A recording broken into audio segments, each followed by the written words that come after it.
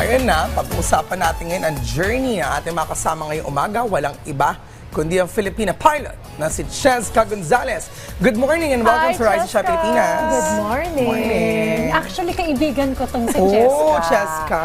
At grabe talaga ang mga na-achieve na nito ni Cheska. Parang walang kayang hindi gawin to eh. Napakasipag pala. Oo. Inspiration to many. Totoo, from thank nurse, nag-FA ka din. Yes. And then may mga negosyo na rin siya. Ngayon, naging piloto ka, dyan ka talaga nakilala. At mother ka rin. Meron Yes. kang Wow. dalawang anak. Di ba? Paano napagsasabay-sabay yung lahat Ilan ba ng kamay yan? mo? Dalawa lang yan. 20. Alright, so let's get to know more, Cheska. Siguro doon ako interested sa pagiging piloto kasi marami ang na gusto pangarap yan, maging piloto. Paano mo napagdesisyonan na pasukin din yung profession na yun? Siguro, natatawa ka sa pangarap ko, pero gusto ko talaga maging astronaut when I was a kid.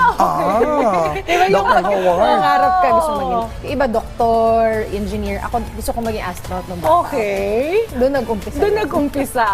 Okay na rin kasi parang Malapit na siya. Oo, malapit na yan, no? Earth and space. Oo, well, you started as a nurse, you became a pilot, business owner sa isang company sa Dubai at sa Pilipinas. So, ano yung mga natutuhan mo sa bawat pagsubok at sa journey na iyong natahak? Bawat isang profession na pinasok ko, iba-iba yung natutunan ko eh.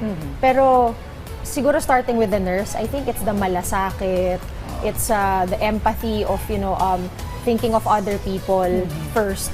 And doon naman sa pagiging piloto ko, yung responsibility, kasi talagang hawak mo yung buhay ng mga tao. Aside from the responsibility, yung discipline. Iba talaga ang disiplina kasi ng yung pagtulog mo, yung kailangan, bawal ka yung tulog mo dapat kompleto, dapat laging sharp yung mind mo and everything. So, sa piloto talaga, it's the dedication as well. Tapos yung sipag, of course. And dun sa pagiging business owner naman, ibang-iba talaga siya sa pagiging piloto at saka sa pagiging nurse. Kasi ang natutunan ko dito, ang daming pwedeng pagsubok, ang daming pwede mong harapin na akala mo, dati emergencies lang yung inaaral namin. Ito totoong buhay na emergency in terms of sa finances, in terms of dun sa operations, management. All-in-one ka na talaga, so marami talaga ako natutunan per profession. Paano mo ta-transition sarili mo doon from being a pilot to Exactly. business owner, di ba? Ano talaga siya based on experience ang nangyari. Okay. Para kang sumabak sa gera without, you know the basics, pero when you're there, it's different talaga. Kaya iba yung transition. Yung transition ko is not a college degree, but it's really more of the experience. Ayun. Bakit parang gusto mong itry lahat ng mga bagay? Parang ganyan ang pansin ko because some would focus siguro sa pagiging nurse, some would focus sa pagiging pilot. Ikaw, tinry mo lahat. Bakit ganon yung, kumbaga, direction? Both personal and professional growth na consider. Yes. I think, aside from the titles, kasi sinasabi ko, yung iba kasi ginagawa yung bagay para sa mga titles. Okay. Kasi iba So nga that, naman. yeah, no? you're Pag may a mga captain, titulo you're a ka. doctor. Ako hindi. It's really more of trying out things. Because when you're old, ayoko mag-regret eh. Tapos sasabihin ko sa sarili ko, dapat nung bata ako, sinubukan ko to. So ngayon, parang I don't think there's a perfect time to start but now. So, subok lang ako ng subok. And tinitingnan ko kung saan talaga ako nag-excel. Although I really love the professions that I've tried. Pero I think yung pagiging piloto isa talaga yun sa talagang mahal na mahal ko and I'll be back soon. But at the moment, feeling ko yung pagsubok dito, it's really more of trying out things in other countries and in the Philippines kung saan ka ba talaga magaling, ma-maximize mo yung potential mo. And you will inspire more people in other industries. Parang Ang wala kang galing. what if. Oo, dapat. Oo. So kung meron kang kinatatakutang bagay, isipin mo lang si Cheska. Cheska, Oo susubukan nga. natin yan. Kaya niyo yan. Baka mag-succeed ka. Totoo. Pero kasi, I wonder, ikaw, I mean, yung pagiging piloto mo, it's a work na, the stigma is, karamihan mga lalaki ang nagkatrabaho dito. How do you dominate or paano ka nakapasok sa industry na to considering nga na Male it's... dominated. Buti matapang yung, siguro pinalaki din kasi ako na matapang yung loob ko eh. Kasi it's also important that you have that support. Na yung pagpalaki sa'yo na, hindi, kaya mo yan kahit babae ka. Kasi may minsan nililimit ka ng mga tao sa paligid mo dahil babae ka lang.